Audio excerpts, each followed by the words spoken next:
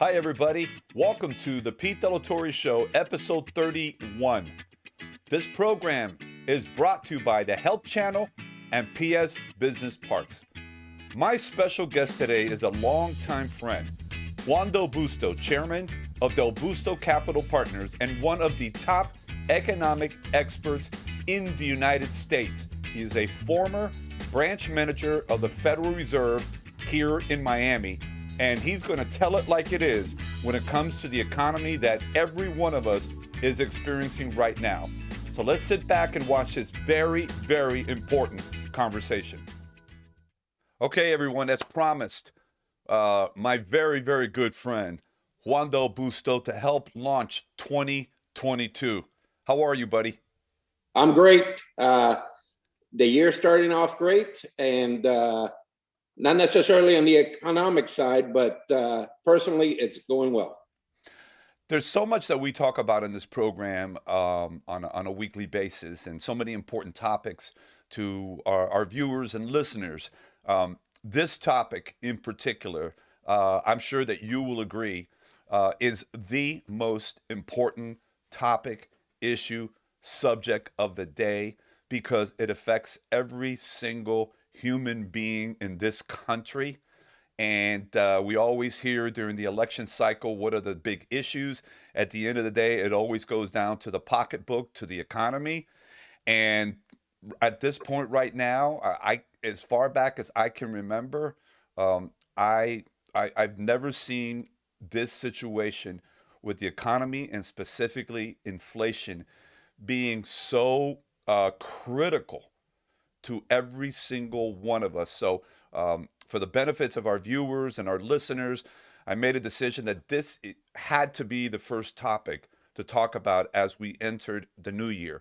And like I mentioned before, I couldn't think of a better person to share expertise, insight, and the real deal of what's going on. So I'm going to warn my viewers and listeners that if you're a little faint of heart and have a little bit of a hard time hearing the truth, as I said, Jack Nicholson said in A Few Good Men, you can't handle the truth.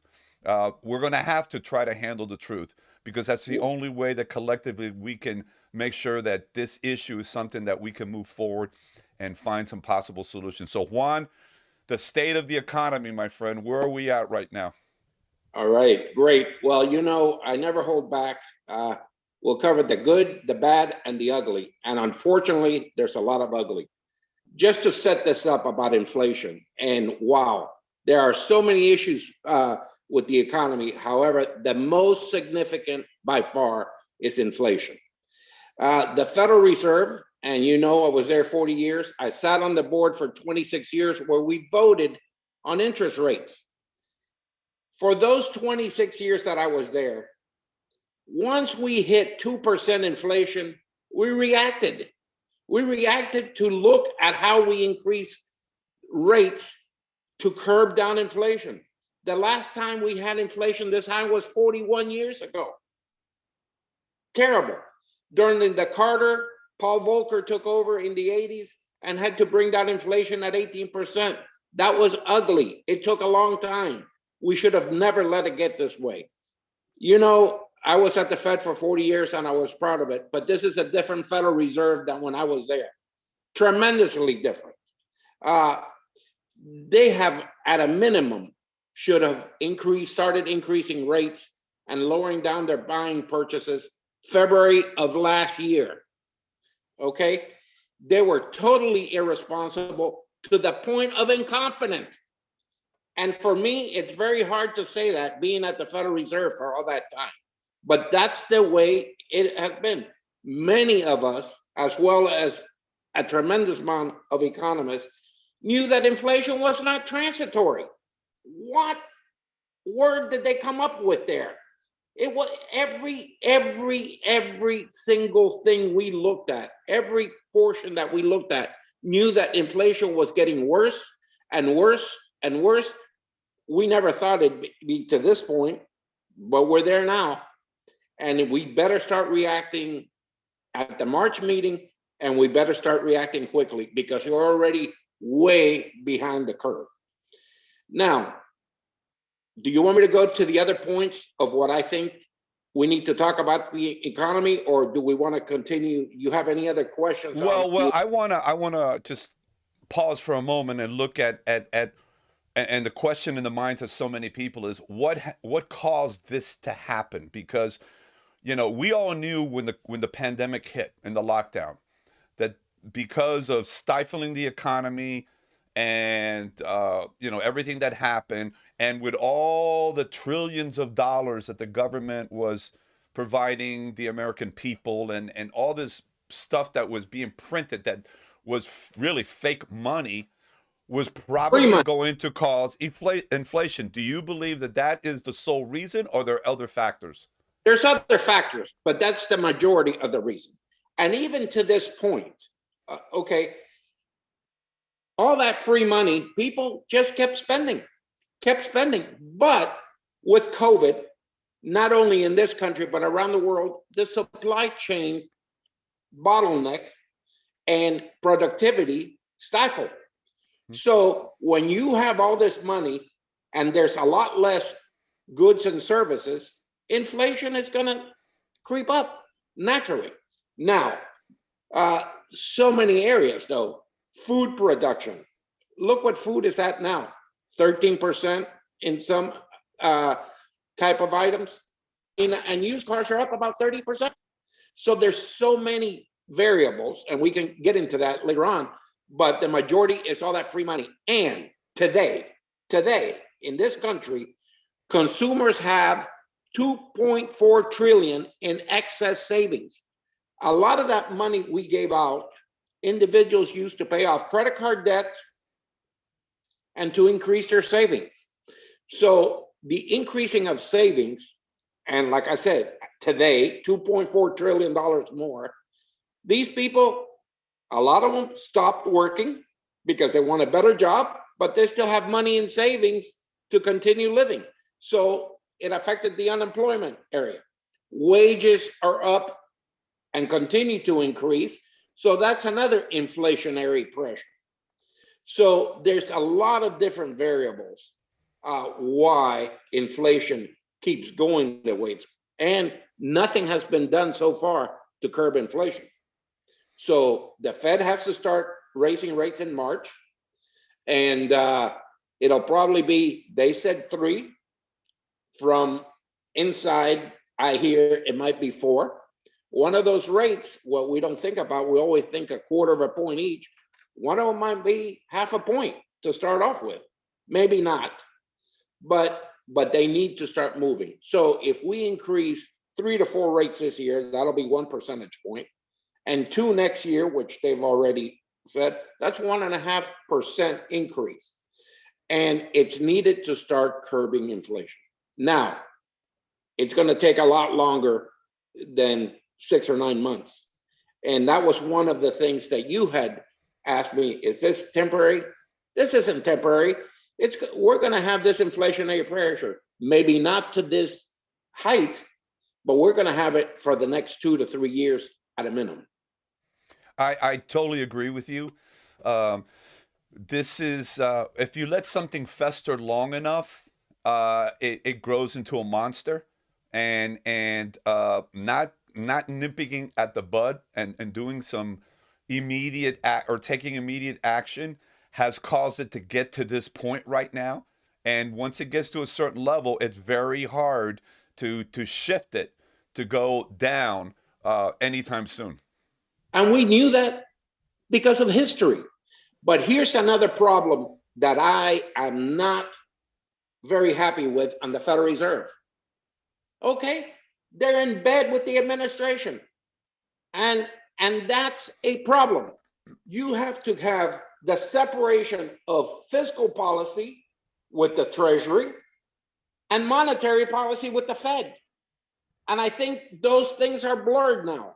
Now, Jerome Powell is not a PhD economist. Janet Yellen, our Treasury Secretary, was at the Fed, and I think she mentored Powell a lot. And that was good. However, that closeness now needs to be separated because there's 2 different policies we need to work in this country.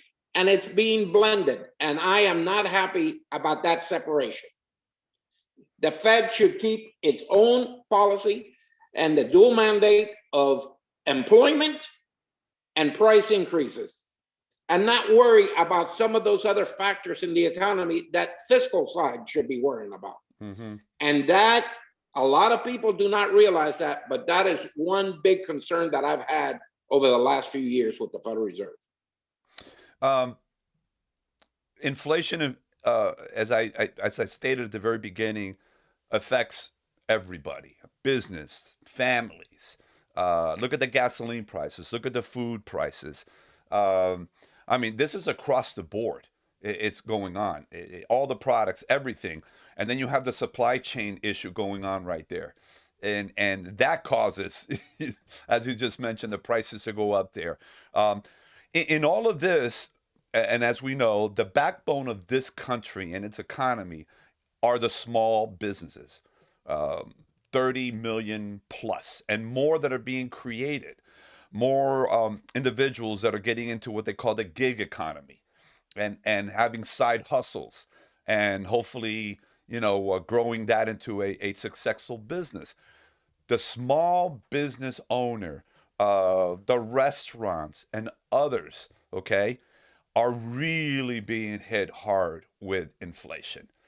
And it is causing them, and on two sides, the prices of goods, and at the same time, the labor costs. And we all know there's a massive shortage of employees, and a lot of them because they're looking for higher wages. So I mean, it's really tough. It's not the labor cost; it's finding that labor. Exactly. And getting people to want to work.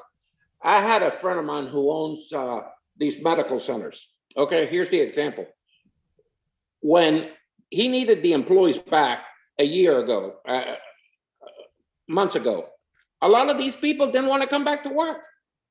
And he made the tough decision. He says, I've been loyal to you for this amount of years. Now I need you back. He'd rather close a Senate than hire those people back. But they don't care because they found other jobs someplace else. But it's really affecting every type of business in this country. Not only the small ones, but small ones more significant because their supplies are higher because of inflation. They can't get workers to come in. So they might have to close 1 or 2 days. You go to restaurants in Savannah, was an example. Some of them were closing every other day, and this was back in September. I can give you hundreds of examples in this country what's happening. Let me ask you a quick question, Juan. We were hearing for a while the leading up, even before the pandemic, but especially afterwards, this issue regarding that minimum wage at $15 an hour. Okay, before the lockdown, before the pandemic, businesses were looking at that small business saying, this is gonna kill our business.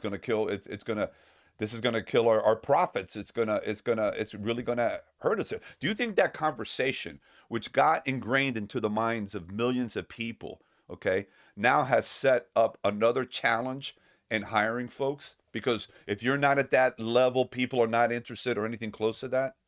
Absolutely. And while they have all that money in their account that they got with free money, they're not going to move until they get exactly what they want to get.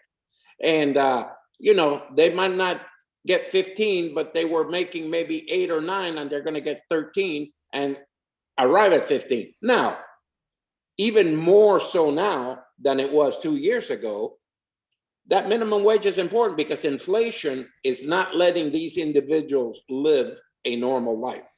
So there's 2 ends to that. So we do need to change the economy, but now you're going to go and pay a lot more for goods and services, and that's going to be the new economy. Yep. So I think that's a permanent change that's going to be happening, and it's going to take fold. That's a done deal, pretty much. Yeah. Well, it goes back to everybody that's just wanted to continue to feed folks by just paying them more. without, in many cases, not tying that into really good productivity. Absolutely.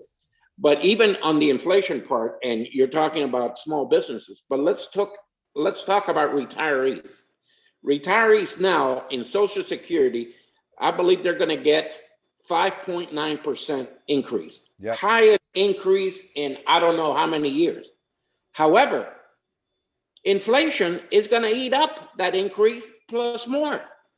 So those individuals are going to be hurting, even though they're getting a 5.9% increase. That sounds well and good, but if inflation's at 7 and you're going to get a 6%, you're still behind 1 Yep. or 1.5%. So those are things that are going to keep happening, and it's going to force more and more actions to be taken, and not necessarily all those actions from the fiscal side, or as we've seen from the monetary side, are positive long-term for the economy. I'm just thinking out loud right now as you were saying that. Yes, it's what they call the COLA, the cost of living adjustment, right? Which has gone up, but it's still not quite enough. So that's going to put more pressure on the government saying, well, if inflation is at this and these folks are falling short, we're going to have to adjust that again upwards. How is that going to be funded? Yeah, well, that's another part of the. So it causes everything to go up and down, and it really does a lot of harm for years. Yeah. Yeah, and for years, one of my concerns, and every economist looks at different things. My concerns for this country has been the deficits that we have had. For years, I've been talking about this, and this is something that I track. Well, after all these programs, after all this money we gave out, our deficits are now at 127%.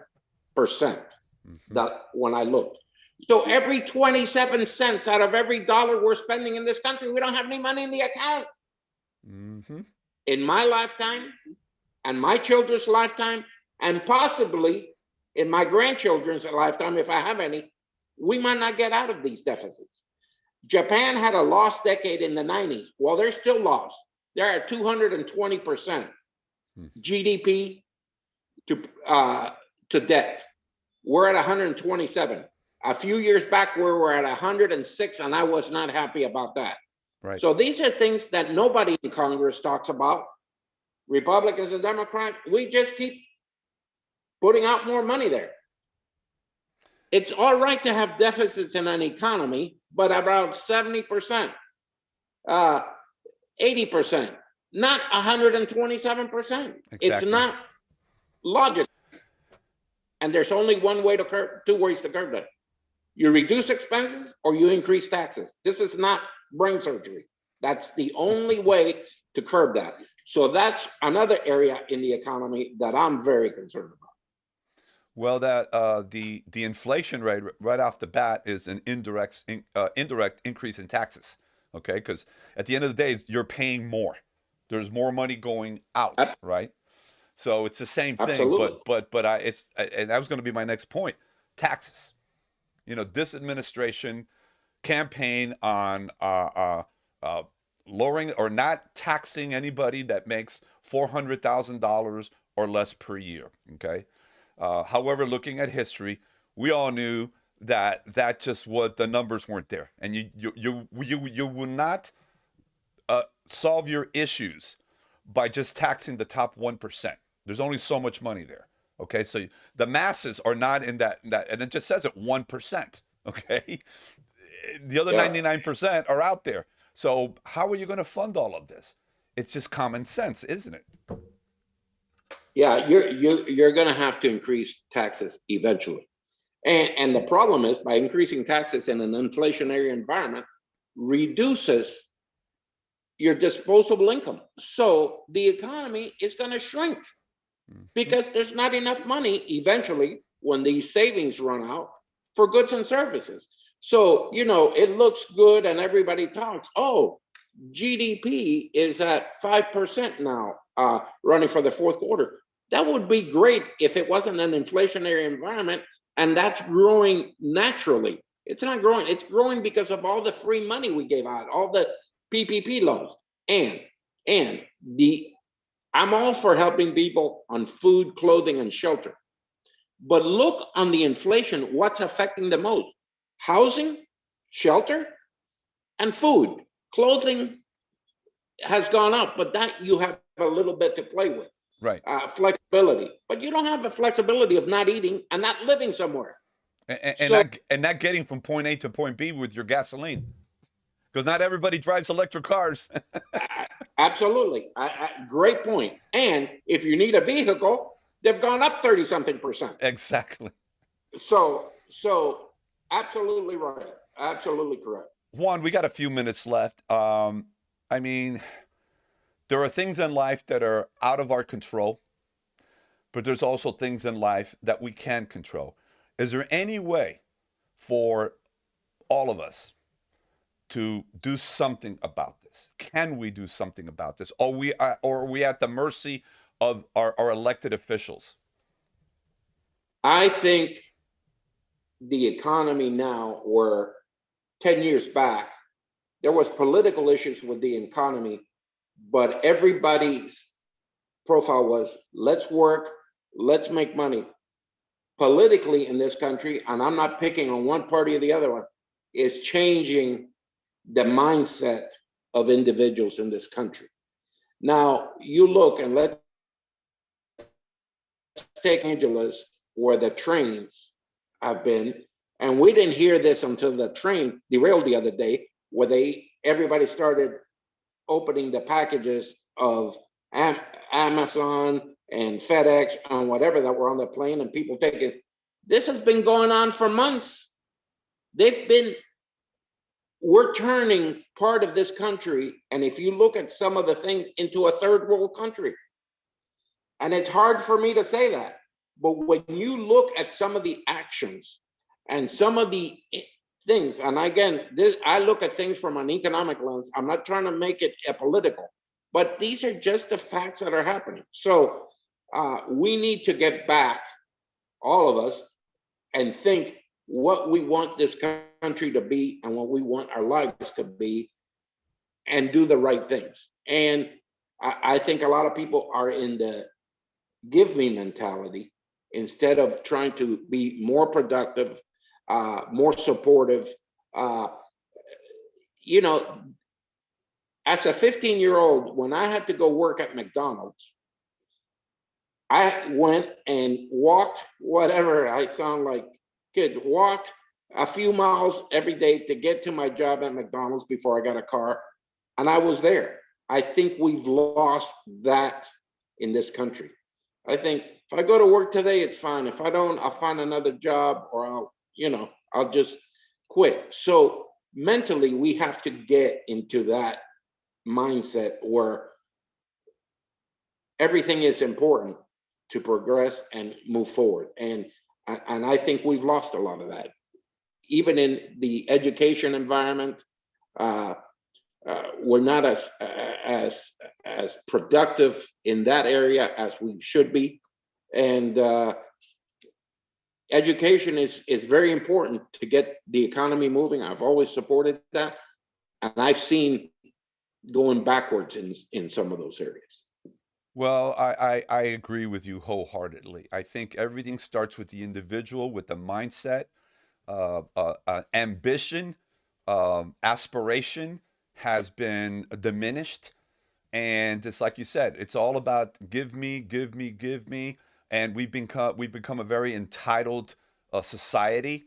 We deserve it just because I'm, who I am, and everybody should give to me. And it's just that's a whole different conversation.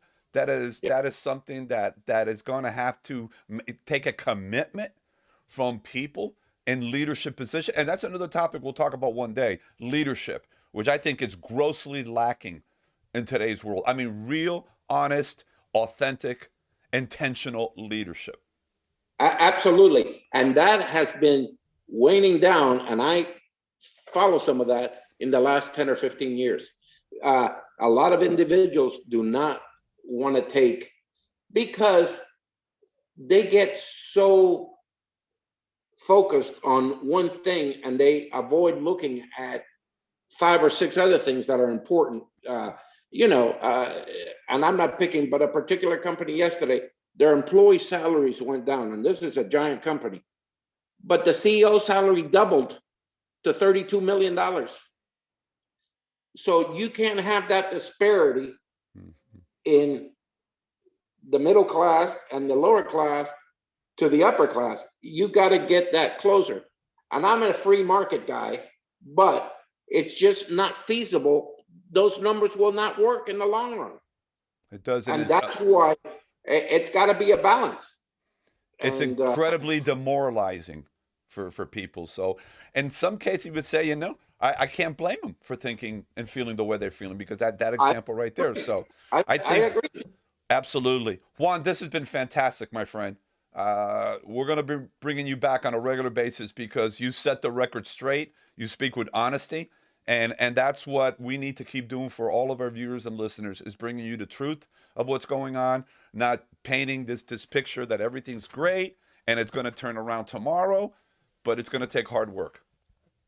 And one last thing, I think every individual in this country should get involved about the economic sector. And if they don't know it, they can learn certain things to have a productive voice in going forward. Because a lot of individuals just hear sound bites and don't dig deep on what's going to be affecting them for the rest of their lives. Mm-hmm. So I encourage them to do that. Buddy, thank you so much. Truly appreciate pleasure. it. And warm regards to the family. Thank you. And we'll God get together. You, take care. All right. Bye-bye. All I can say is, wow. Thank you so much to Juan Del Busto for telling the truth, telling it like it is. Every single one of us is affected by what's going on in the economy, and hopefully we will get some solutions very, very soon. Thank you for taking the time to be with me here today. Remember, this program is for you. We're here to inform and inspire you to take your business and your life to that next level. I'm going to ask you to follow me on all social media platforms. And if you got a moment, subscribe to my YouTube channel, Pete Torre. By the way, you can listen to this show on Apple Podcasts, TuneIn Radio, and Spotify. I want to wish you a terrific week. You take care of yourselves, and God bless.